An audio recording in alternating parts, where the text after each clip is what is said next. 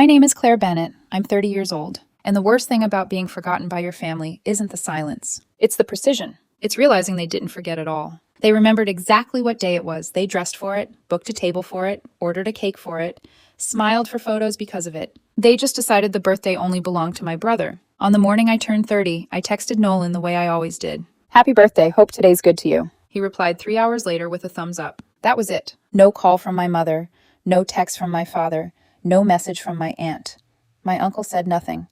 My cousins, Aaron and Luke, sent quick little birthday texts around noon that felt oddly formal, like they were checking a box instead of celebrating anything. I told myself everyone was busy. I told myself people get older and birthdays matter less. I told myself the same lie I had been telling for years. Then I opened Facebook. The first thing on my feed was a live video from Aaron. I tapped it without thinking, and there they were. A rooftop brunch somewhere downtown, white tablecloths, gold balloons drifting against the skyline, too much food.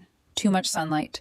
Too much effort for something no one could pretend was casual. My parents were there. My aunt and uncle were there. Luke was there. Even some of Nolan's grad school friends were there. People I barely knew, except through the stories my mother told, like he was a celebrity, and the rest of us were lucky to orbit him. And right in the center of it all was Nolan. Smiling, soaking it in. A cake in front of him, candles lit, everyone singing. Behind him, hanging over the railing where the city stretched out in the distance, was a huge white banner with gold lettering. "Happy birthday to our brightest light." My boyfriend Daniel walked into the room while I was staring at my phone. He didn't say anything at first. He just stopped beside me and looked. I kept waiting. For someone to laugh and say, "And Claire too." For my mother to wave at the camera and remember she had another child. For one tiny moment of correction. Nothing came. Then I saw the comment under the video. My mother had written, "He's always been the favorite." A little laughing emoji after it. Like it was adorable. Like it was charming. Like making one child invisible was family lore instead of cruelty. Something in me went very still. Daniel touched my arm.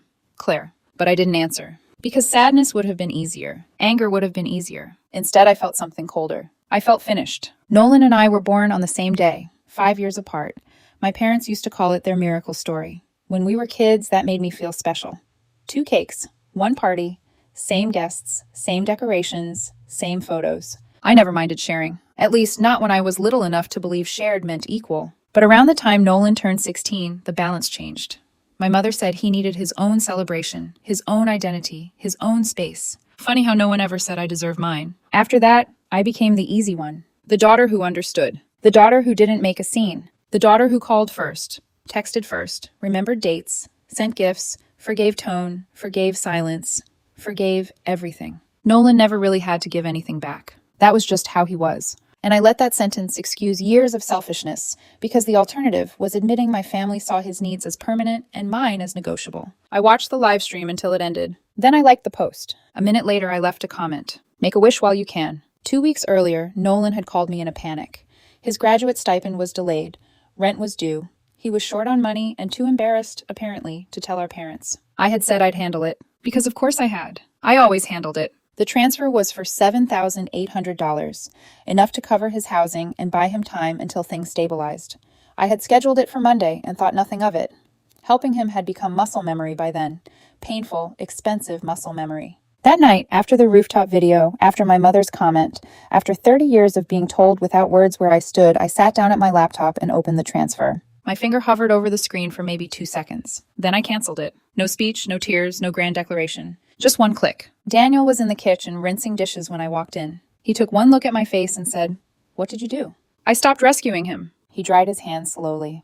"And how do you feel?" I thought about the banner, the cake, my mother's comment, the way everyone had sung like I did not exist, like I should have done it sooner. He didn't smile. He didn't warn me. He didn't tell me to be the bigger person. He only nodded once, like maybe he had been waiting for this version of me longer than I realized. 4 days later, Nolan's landlord called me by mistake. I let it go to voicemail. His voice came through loud and furious, demanding payment, threatening breach of contract, saying Nolan had 3 days to vacate if the balance wasn't cleared. I listened to the whole thing without moving. Then I deleted it. Nolan started texting that afternoon. "What's going on? Did the transfer fail?" "Claire, call me. Please don't do this right now." I didn't answer. Not when he grew more frantic. Not when he switched from irritated to pleading. Not even when he said he was going to lose everything. For the first time in my life, I let his emergency remain his own. That silence did something to me. It didn't make me feel cruel. It made me feel awake. Daniel never said, "I told you so," but I saw the truth in the way he watched me.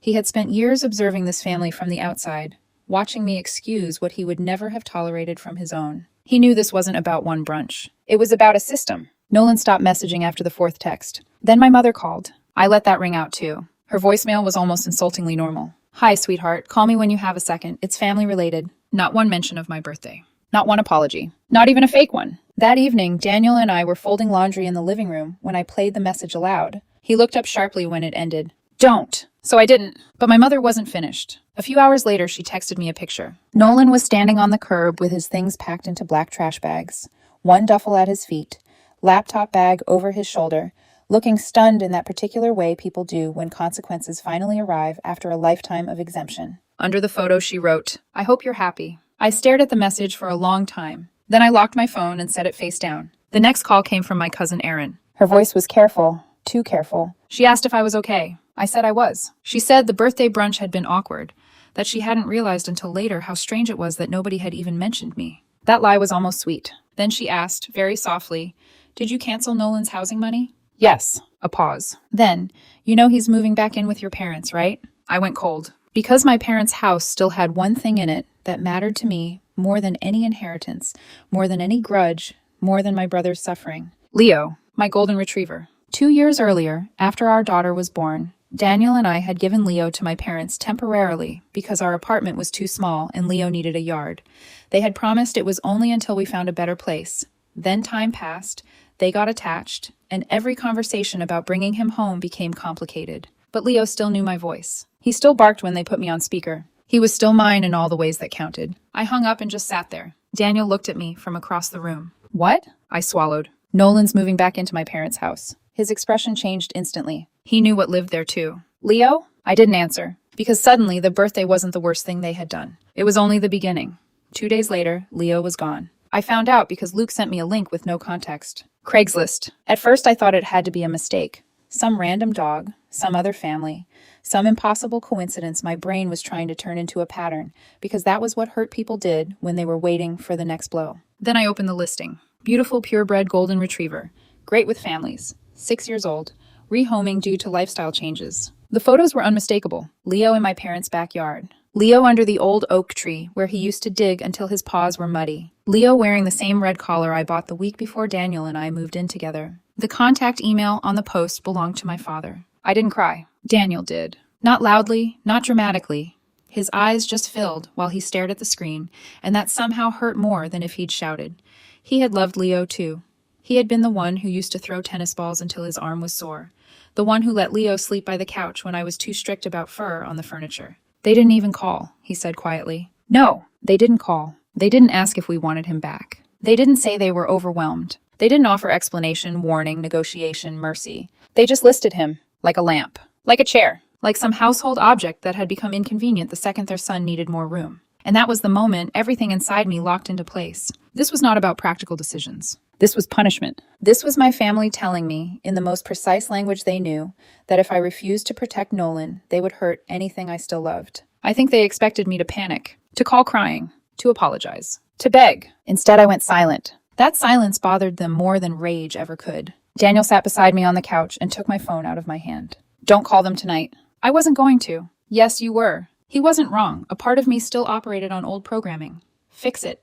Smooth it over. Reach out first. Be reasonable. Be good. Be the daughter who makes the ugliness look temporary. But another part of me, newer, colder, clearer, understood something finally. Peace had only ever been my job. Cruelty had always been theirs. So I let them wonder. I let my mother stare at her screen waiting for outrage. I let my father check his phone for pleading. I let Nolan sit in that house and enjoy the extra space, not knowing whether I had seen the listing yet, not knowing what I knew, not knowing what I might do next. That uncertainty was the first consequence any of them had ever had to live inside. Daniel changed before I did. Not in his love for me, in his posture. He stopped talking about working things out. Stopped saying, maybe there's some misunderstanding. Stopped giving my family the kind interpretations decent people offer when they haven't yet accepted the truth. Instead, he became frighteningly calm. He made coffee the next morning like usual, packed our daughter's lunch, kissed her forehead before preschool. Then he sat across from me at the table and said, we should stop talking about what they took and start talking about what they care about. I looked at him for a long moment. He held my gaze. You've spent years trying not to become them, he said. I get that, but they already made this ugly. You're just finally admitting it." That sentence stayed with me because it was true. The ugliness had not begun when I canceled the money. It began years ago in quieter ways, in omissions, in jokes, in all the little ceremonies of favoritism my family performed so often they mistook habit for innocence. Nolan's internship was the obvious starting point. He had gotten it a few months earlier through my father's connections, some boutique PR firm downtown that he treated like the first rung on his inevitable climb to relevance. He talked about it constantly, posted from the office, tagged the firm, used phrases like brand narrative and client optics, like he was already halfway to being important. A year earlier, before any of this exploded, Nolan had been careless in the arrogant way protected people often are. He had posted stories joking about cutting corners in college, mocking clients after too many drinks, embellishing experience on his resume like it was clever rather than pathetic. I didn't need to invent anything. I just gathered. A screenshot here, a video there, a message he once sent a mutual acquaintance bragging about fake consulting work. His own words. His own face. His own stupidity. I made a burner email account and sent a quiet, anonymous note to the right inbox at the firm.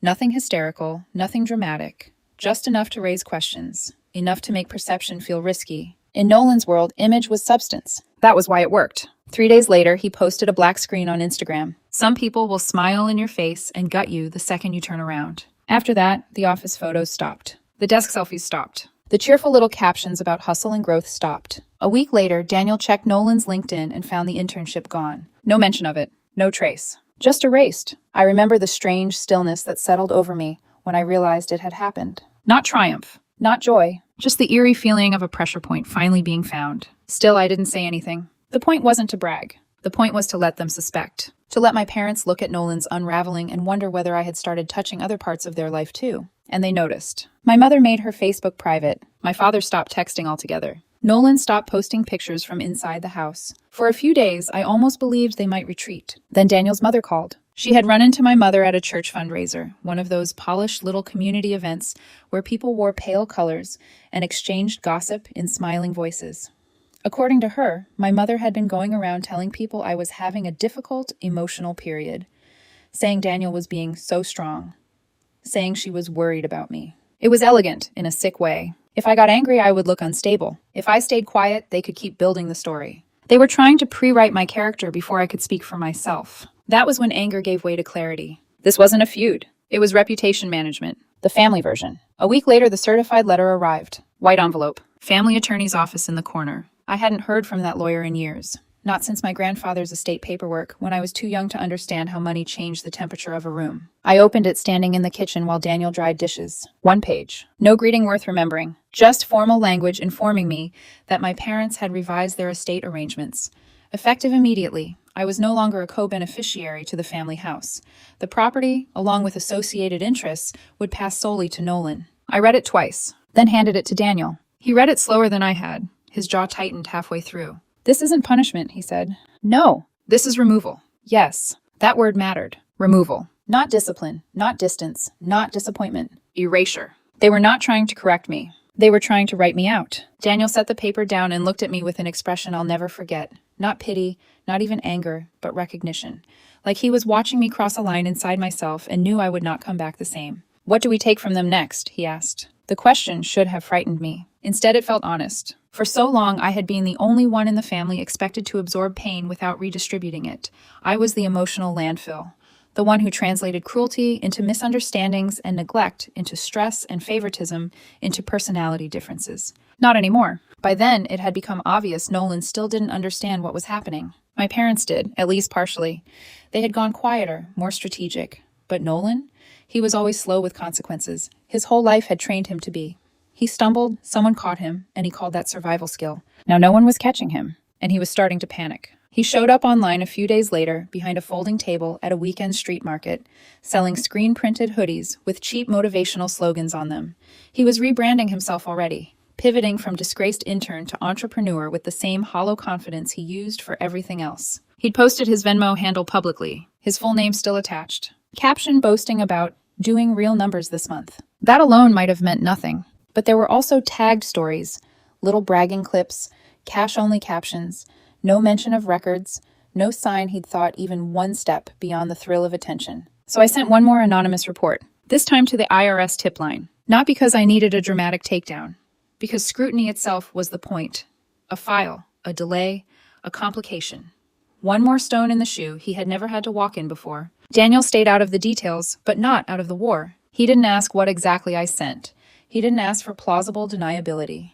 He only sat beside me later that night while our daughter slept and said, "I hate what they've made necessary." That sentence split me open a little, because I hated it too. I hated that some part of me had become fluent in retaliation. I hated how natural silence felt now. I hated how every family memory had begun to look different in hindsight, as if someone had tilted the frame and revealed what was always there. But hate didn't stop me. What stopped me, briefly, was the quiet. A week passed, then another. No vague posts, no cryptic texts, no church whispers making their way back to me, no dramatic calls from Nolan. Nothing. It felt wrong, too still. As if the house I grew up in had gone dark, not because no one was inside, but because everyone was standing very still, waiting for the next move. Then one morning, Daniel called me into the kitchen. He was holding his phone with that careful expression he got when he already knew the news would hurt before he handed it to me. It was a text from Aaron. "I probably shouldn't be telling you this, but I think you need to know. Your parents are selling Leo again. The first family brought him back.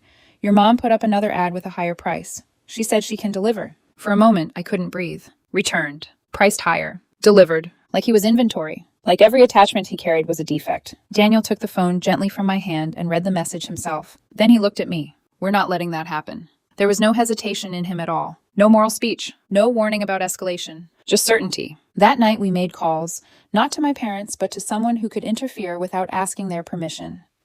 Daniel had a college friend who worked with a rescue network. We gave her the listing, the screenshots, the timeline, every photo we had, every detail that made the situation smell wrong. 3 days later, the ad disappeared. Aaron texted again, saying someone had come by the house and Leo was gone. Safe. Not back with us. Not yet, but no longer theirs to use. For the first time since my birthday, I felt something dangerously close to relief. It lasted less than a week, because Nolan, predictably, couldn't tolerate losing ground for long. He didn't come to me. He went to Daniel. Actually, no, that's not true. He went where he thought I would feel it most. Daniel's office. He waited in the lobby like he had every right in the world to be there, holding flowers in one hand and a folder in the other, performing sincerity for strangers. When Daniel came downstairs, Nolan handed him the folder and said, "Give this to Claire." Then he left. Inside were printed screenshots, messages, comments, fragments of things I'd said to him over the previous 2 years, highlighted and annotated out of context, like he was building a case file instead of having a breakdown. And on the last page, written in blue ink by hand, was a single sentence. "I know what you're doing, and it ends now." Daniel laid the pages on the table between us that night. Neither of us touched them for a while.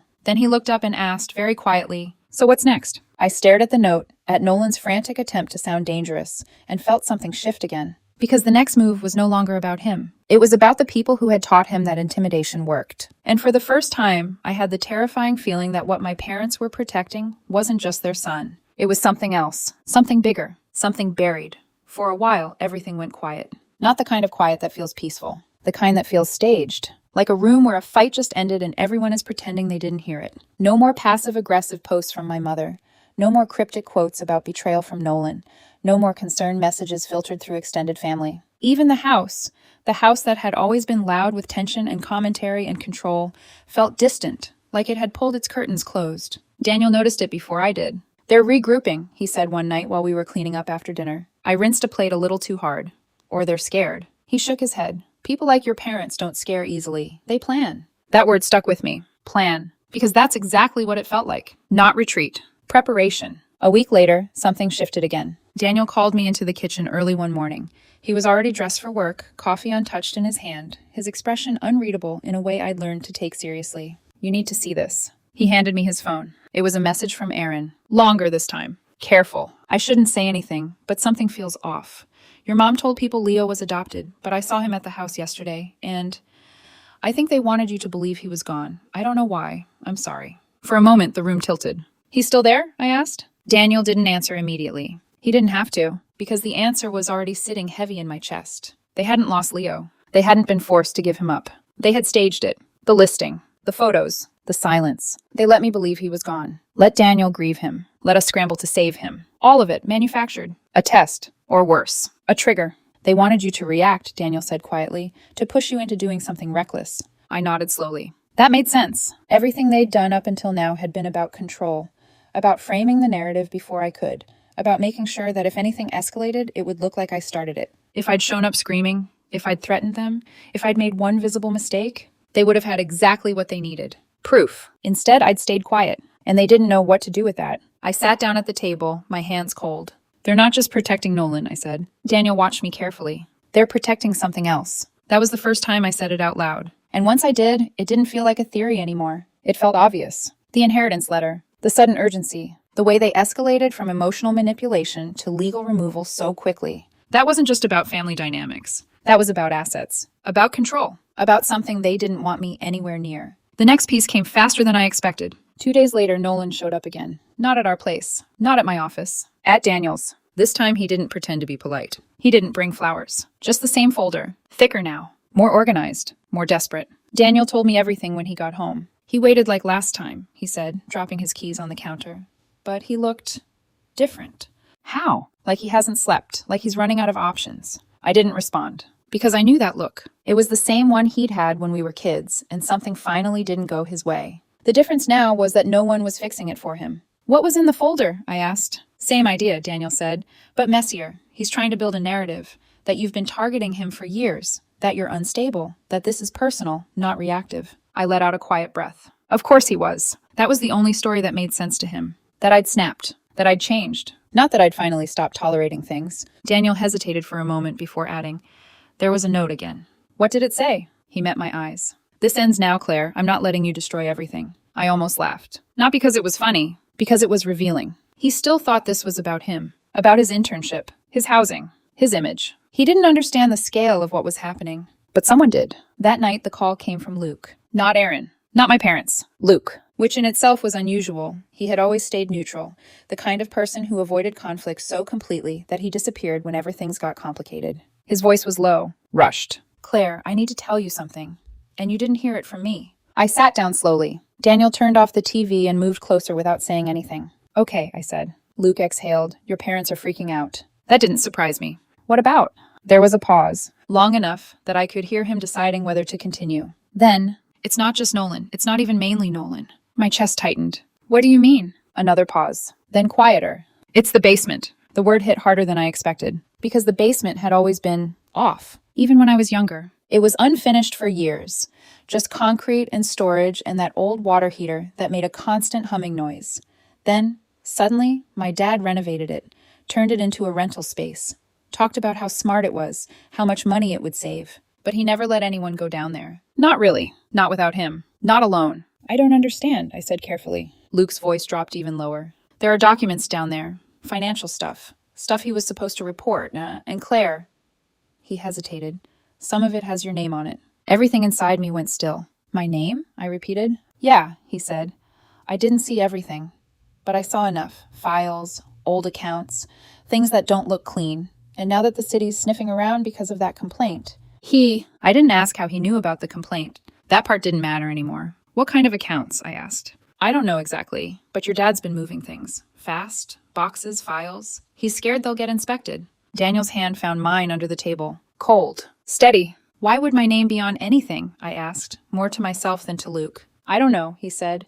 But if something comes out and you're tied to it, Claire, you need to get ahead of this. Get ahead of this. The words echoed, because suddenly the entire situation had shifted. This wasn't about revenge anymore. It wasn't even about fairness. This was about exposure. And risk. When the call ended, the room felt smaller. Daniel didn't speak right away. He waited. Let me piece it together. And slowly I did. Back in college, my dad had helped me open accounts. Co-signed things. Set up a small LLC when I thought I wanted to freelance. I hadn't questioned any of it. I was 20. Trusted him. Signed where he told me to sign. Closed things when I thought I was done. Moved on. But what if they weren't closed? What if he hadn't stopped using them? What if he used my name? I said quietly. Daniel didn't hesitate. Then we treat this like it's serious. It is serious. I know. He squeezed my hand once. We don't panic. We don't confront them. And we definitely don't let them control the timing. That was the key. Timing. Because if my parents were moving things now, if they were cleaning up, then whatever was in that basement mattered more than anything else they'd done. More than Nolan. More than the inheritance. More than me. And for the first time since all of this started, I felt something I hadn't felt before. Not anger. Not hurt. Fear. Fear changes the way you think. Up until that moment, everything I'd done had been deliberate, controlled, measured. Even when it was cold, it was still contained inside a boundary I understood. But this wasn't about getting even anymore. This was about getting out. Daniel didn't waste time. That same night, he called a friend of his, someone I'd met once at a dinner. Quiet, observant, the kind of person who listened more than he spoke. He worked in financial law, mostly with cases where people needed to come forward before something worse found them. We didn't use names. We didn't mention my parents directly. Daniel framed it as a hypothetical. Say someone opened accounts years ago with a parent's help, he said. Say they thought those accounts were closed, but they weren't, and now there might be activity tied to them. There was a pause on the other end. Then the man said very calmly, then that person needs to get ahead of it, immediately. How? Daniel asked. Documentation first, proof of what exists, then voluntary disclosure. The earlier, the better. I didn't speak during the call, but I understood. We needed evidence, not guesses, not fear, proof. And the only place that proof existed was the one place I hadn't stepped foot in for almost 2 years. My parents' house. I called Erin first. No answer. Then again. This time she picked up on the second ring, her voice tight. Claire? Did you lie to me about Leo? I asked. Silence. Then a shaky breath. I had to, she said. Your mom told me if I told you he was still there, she'd cut me off completely. I'm sorry. I closed my eyes. It didn't even hurt anymore. It just confirmed what I already knew. They're moving things, aren't they? I asked. Another pause. Then, yes, tonight.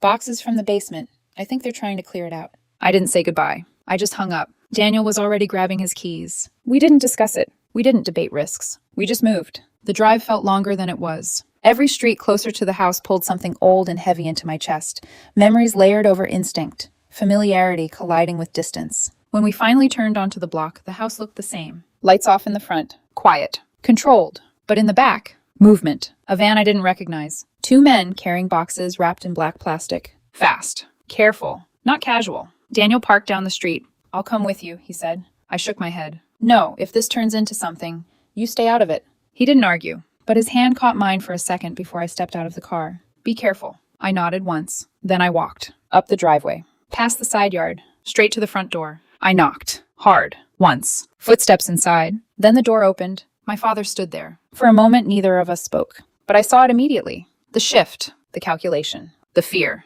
Claire, he said. I didn't respond. I stepped past him. He didn't stop me. Maybe he couldn't. Maybe he knew it was already too late. The house smelled the same. Polished wood. Faint detergent. A place that had always looked clean from the outside. I walked straight to the basement door. Unlocked. Of course it was. They were in a hurry. I opened it and went down. The air hit me first. Cold. Damp. Concrete and dust. But it wasn't empty. Not even close. Boxes everywhere. Filing cabinets pushed against the walls. Drawers open. Half cleared. Stacks of documents spilling out like something that had been hidden too long and suddenly forced into the light. I didn't speak. I didn't ask questions. I just pulled out my phone and started taking pictures. Labels. Dates. Names. Every detail I could capture before anything disappeared. My hands didn't shake. That surprised me, because part of me had expected panic. Instead, there was something else. Focus. Like I had stepped into a role I didn't choose but somehow knew how to play. Behind me, I heard my father's voice. You don't understand what you're doing. I didn't turn around. Yeah, I said quietly. I do.